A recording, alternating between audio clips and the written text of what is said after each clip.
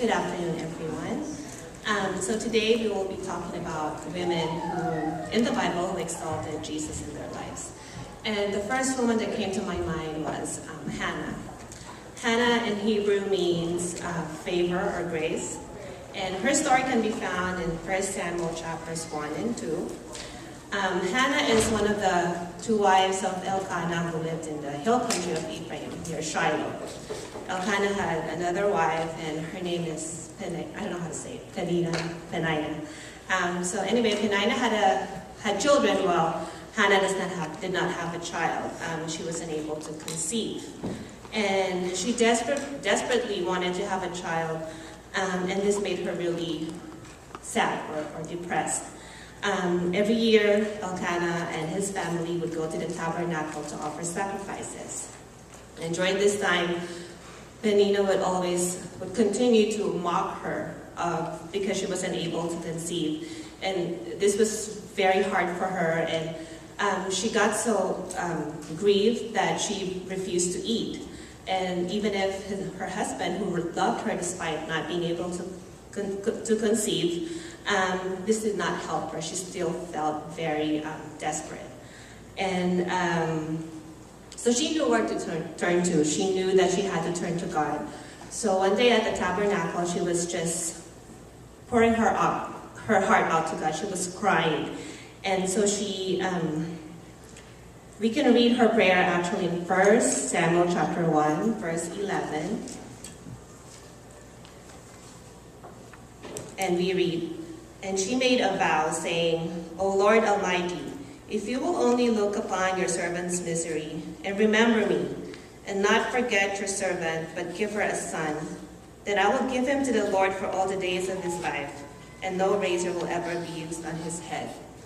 So we can just picture her, she's praying fervently to God. And you know, when we pray fervently, sometimes we pray in silence and our lips move, but no voice is heard.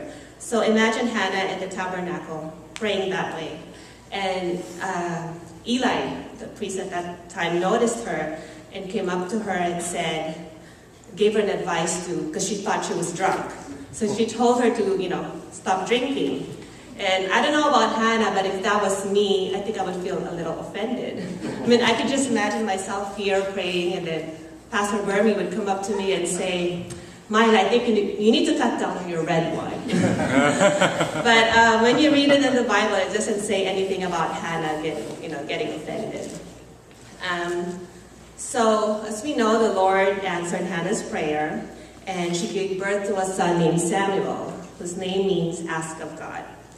So Hannah fulfilled her promise. So when Samuel was old enough, Hannah brought her to Eli to be a servant of God.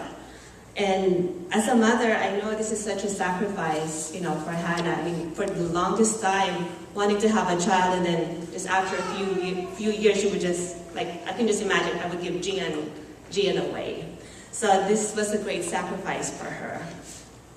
So after Hannah kept her promise to God, we can read in 1 Samuel chapter 2, verses 1 to 10. This is just Hannah's prayer of thanksgiving and praise. And I'll just read the first two verses. So 1 Samuel chapter 2, verses 1 to 2. Then Hannah prayed and said, My heart rejoices in the Lord. In the Lord my horn is lifted high. My mouth boasts over my enemies, for I delight in your deliverance. And this is my favorite verse, verse 2. There is no one holy like the Lord. There is no one besides you. There is no rock like our God. If you can notice Hannah's prayer when she was asking for a child, and then her prayer of thanksgiving and praise, the manner in which she prayed was the same. The depth of her heart, the way she said it to God was the same. The question is, how do we respond when God answers our prayer? Do we respond the same way as when we were asking Him to grant our desires? Or is it, sometimes we forget to even thank Him when He answers our prayer? Hannah's story reminds us that God can use the lowest point in our lives for a greater purpose, and that is to glorify His name. Like in Hannah's case, Samuel grew up to be a great man of God. He was the final judge who anointed the first 2 kings of Israel. And we can see that Hannah trusted God. She did not turn to anyone else but to God alone. She was faithful to him because she fulfilled her promise. On our way to, I think it was yesterday, on our way to Gian's practice, they do taekwondo. And they love listening to this song, and at first the beat was catchy, so I was kind of singing to it. And then I realized the lyrics was not good. It's called Habits. I think it's about a girl who lost her boyfriend, or her boyfriend broke up with her, and she always wanted to get high, and high so she won't feel the pain.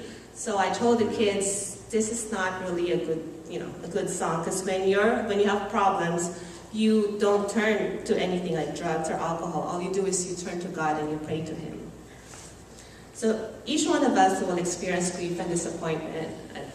We have experienced it and we will experience it. And there will be times that our desires will not be granted, or it will take a while for our desires to be granted. But let us not lose hope or sight, because God has a plan for every one of us. His timing is always perfect. And like Hannah, all we have to do is just place our faith and trust in God.